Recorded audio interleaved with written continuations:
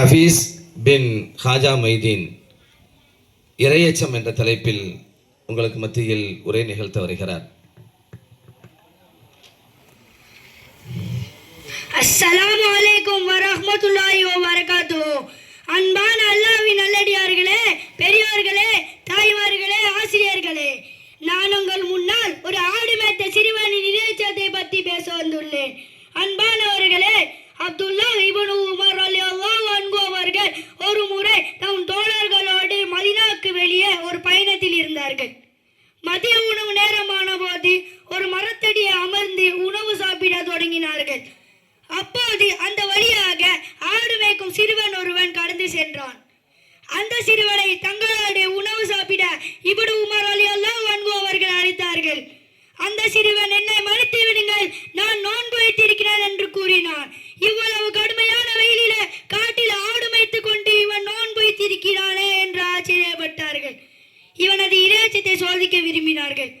தம்பி, இந்த ஆடுகளில் ஒன்றை மட்டும் எனக்கு விற்றுவிடு, அதற்கான விலையை உனக்கு தருகிறோம், அதோடு நீ நோன்பு துறக்க தேவையான இறைச்சிகளும் தருகிறோம் என்று கூறினார்கள். அந்த சிறுவன், இவை என்னுடைய ஆடுகள் அல்ல, என் எஜமானுக்கு சொந்தமானது, நான் ஒரு அடிமை என்று கூறினான். அந்த இப்னு உமர் ரலியல்லாஹு அன்ஹு அவர்கள், உன் எஜமானிடம் ஒரு ஆட்டை ஓனாய் பிடித்து சென்று விட்டது என்று சொல்லிவிடு, அவர் அதை நம்பி விடுவார், அவர் தான் இங்கே இல்லையே என்று சொன்னவுடன் அந்த சிறுவன் இப்னு உமர் ரலியல்லாஹு அன்ஹு அவர்களை ஏறிட்டு பார்த்தான்.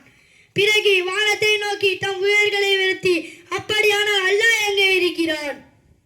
அதாவது என் எஜமான் இங்கே இல்லை, நான் அவரை ஏமாற்றி விடலாம், எனக்கு நெருக்கமாகவும் நான் செய்த அனைத்தையும் பார்த்து கொண்டு இருப்போனும் ஆகிய அல்லாஹ்விடம் நான் எப்படி ஏமாற்றுவது என்று கேட்டான்.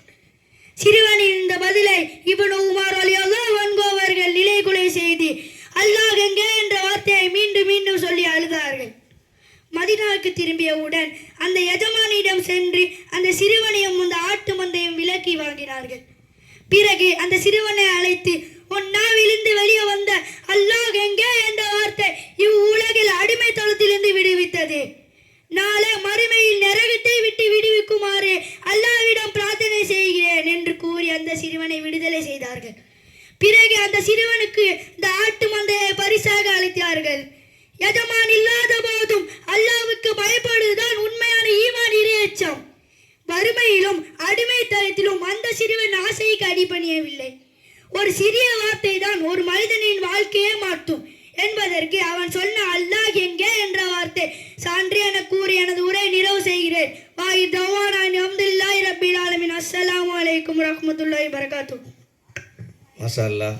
ஹஃபீஸ் பின் ஹாஜா மைதீன் மிக அருமையாக இறையச்சம் என்ற தலைப்பில் மனிதனுடைய வாழ்க்கையில் இறையச்சம் எந்த அளவிற்கு முக்கியமானது, மனிதனுடைய உள்ளத்தில் இறையச்சம் என்று சொல்லக்கூடிய அல்லாஹுடைய அச்சம் வந்துவிட்டது என்று சொன்னால் எதை செய்தாலும் அல்லாஹ் பார்த்து கொண்டிருக்கிறான், நம்முடைய கண்கள் அவனை விட்டும் தூரமாகாது, நம்முடைய கண்ணுக்கு தெரியாவிட்டாலும் அவனுடைய பார்வை நம்மை நோக்கி இருக்கிறது என்ற இறையச்சத்தில் ஒவ்வொருடைய வாழ்க்கையும் இருக்குமானால் நிச்சயமாக அது வெற்றிகரமான மறுமைக்கான வாழ்க்கையாக இருக்கும் என்ற நல்ல நேரத்தில் அவருடைய உரைக்கு சான்றாக இருக்கிறது என்று சொல்லி வார்த்தைகளை நிறைவு செய்கின்றேன். அஸ்ஸலாமு அலைக்கும் வரஹ்மத்துல்லாஹி வபரகாத்துஹு.